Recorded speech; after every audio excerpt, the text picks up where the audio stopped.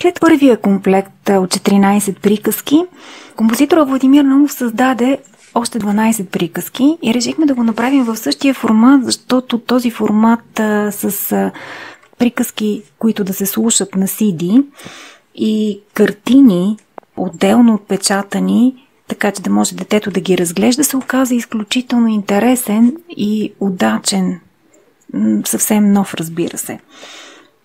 Тогава потърсихме отново някой художник, който да нарисува картините към тези приказки и се спряхме на невероятната художничка Майя Бочева,